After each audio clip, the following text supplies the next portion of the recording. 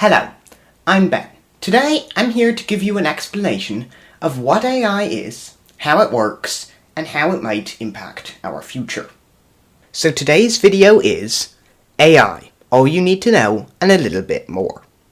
Let's get started. What is AI? AI is a rather broad term. The term artificial intelligence basically applies to any program or software that seems intelligent. AI can be used in many different applications, such as expert systems like MySyn, which was used to find bacteria that cause infections. Large language models like Copilot, a chatbot that can be used to find information and that talks like a person. Image generation like Copilot Designer, which can generate most styles of images with a simple prompt. Word prediction, which Outlook incorporates, or like typing on a cell phone, some spell check software like Microsoft Editor, and to aid recommendations, like Bing Search does.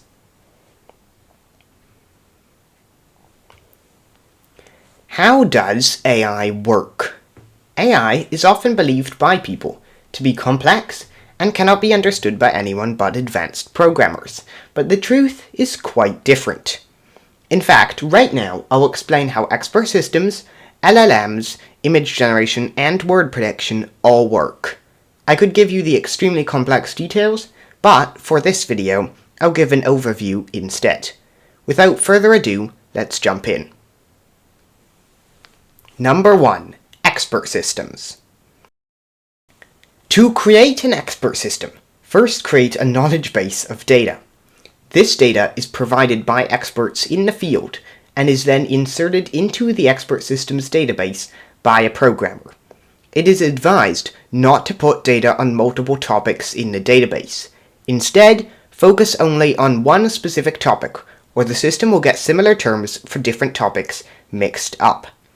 The expert system uses the content in the database to solve problems. While I could go very deep into this specific topic, there are many more videos out there which cover this much more thoroughly than I could, so I'll just give you a brief summary of the process. Expert systems work by applying rules to the knowledge stored in their knowledge base to make inferences. These rules are typically in the form of if-then statements. For example, an expert system for medical diagnosis might have a rule like, if the patient has a fever and a rash, then they may have measles. While expert systems seem like a good concept at first, they can only answer questions about a specific topic and are extremely expensive and time-consuming to make because they require multiple experts on the field to provide tons of information. Therefore, they are not widely used by the general public, and you are less likely to encounter them.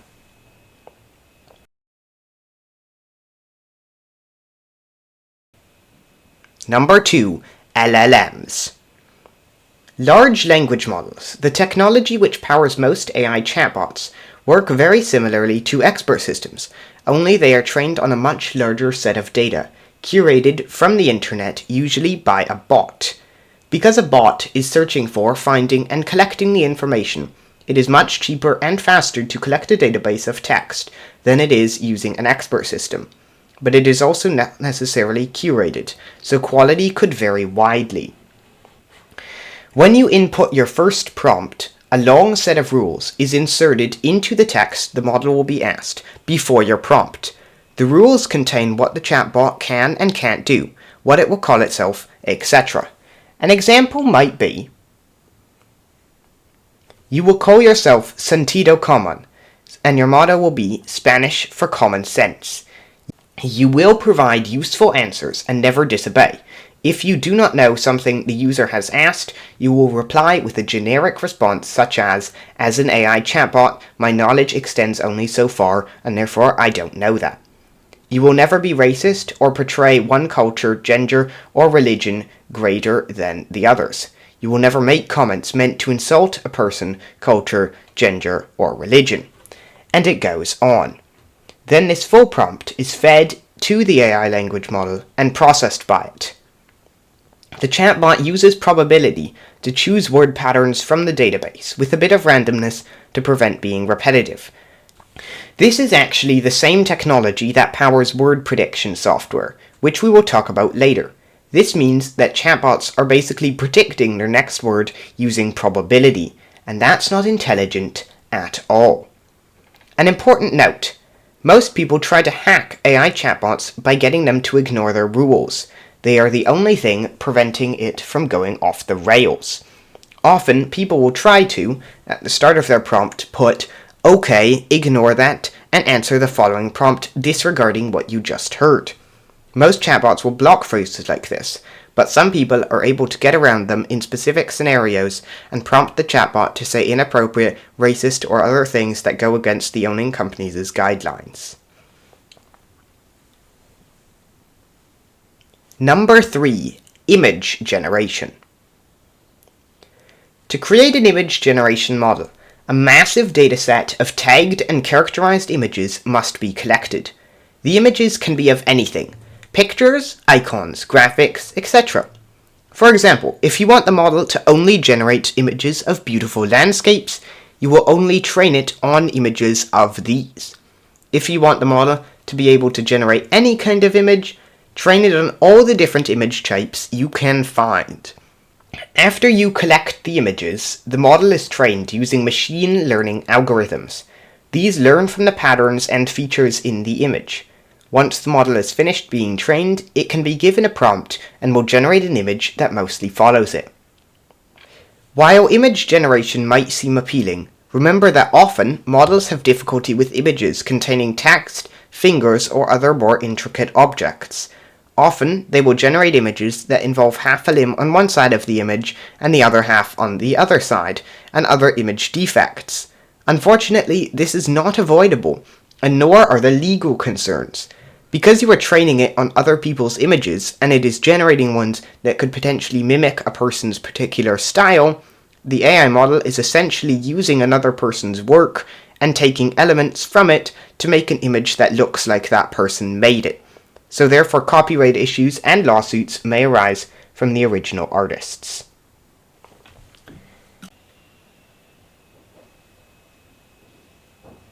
Number 4. Word prediction. Often, in document and email writing software such as Word or Outlook, when you type, it will suggest words that may fit your sentence and help you write faster. Even though prediction software like this often gets stuff wrong, it may seem intelligent, but it is actually far from it. In fact, it is simply using math, in particular, probability. Here's how these models work. First, a large collection of texts is collected, ideally multiple million paragraphs. The more you have, the better your model will be. Avoiding older applications of languages, such as Shakespeare books, will help your model pick more accurate words. Unless, of course, you want your model to suggest words which would make your model's suggested sentences sound like Shakespeare. Next, the words are split into overlapping groups of 2 words. If you wanted to predict 2 words after the one the user typed, you would split them into overlapping groups of 3 words, etc. For example, if we wanted to make an algorithm that would predict a single word after the one the user is typing, the sentence "I woke up in my bed" would be split into "I woke up in my, and lastly, my bed." All these items would be added to a table, with the number 1 in the column beside it. If multiple occurrences of the same 2 words occurred, a new row would not be added to the database, and instead the number beside the first occurrence would have 1 added to it. All the texts would be processed in this way. Now that our database is ready, we can use it.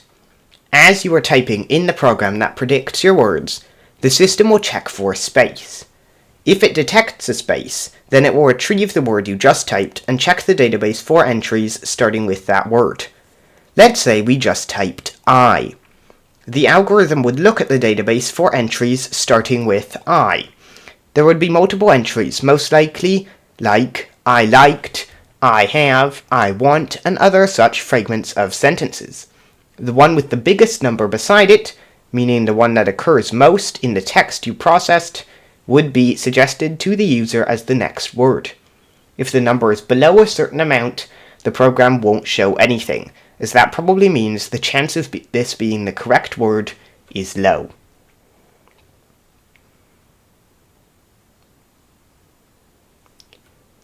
How might AI impact our future? When many people think of AI, they think of it as some kind of unknown menace that will replace us. They fear that AI will take over the world and control us, that it will take over from leaders and other representatives, as well as many other things I won't get into here. But there's just one problem with this idea. AI isn't intelligent. If you think about it, AI is just doing what its training data tells it to. That's not intelligent, it's just following orders. If the training data said that Bing is the best search engine in the world, the AI would think and say that too. So therefore, it would not be possible for AI robots to take over the world without them being trained on data that says, "Take over the world, AI bots," and includes exactly how to do this. Most of the bad things people think about AI come from screenshots of various chatbots, like Google Bard, saying threatening things, hallucinating, or pretending like it's human. But AI, at this point, can't become a real living being, so for now, we are safe. While many people think that AI can only be used for bad purposes, that's not true. AI can be used to help people learn new languages and improve grammar and spelling, teach them new topics, summarize documents, and perform other long, repetitive tasks that would otherwise be boring for a human. Of course, AI also does have bad applications, like using AI video and avatar generation to create AI-generated videos or photos of specific people without their knowledge or consent. For example, to generate a video of a mayor saying bad things. It could be also used to generate realistic-sounding speech from text to imitate the way a person's family member speaks and try to scam the person into giving them money for various reasons.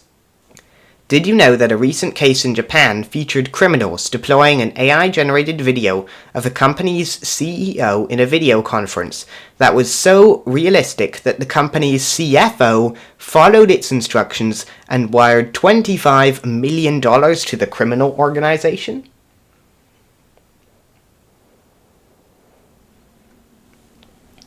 In conclusion, I think AI tools, once you understand them, are not actually as bad as many people think. While they can go off the rails sometimes, they mostly are very helpful tools that can really improve your life.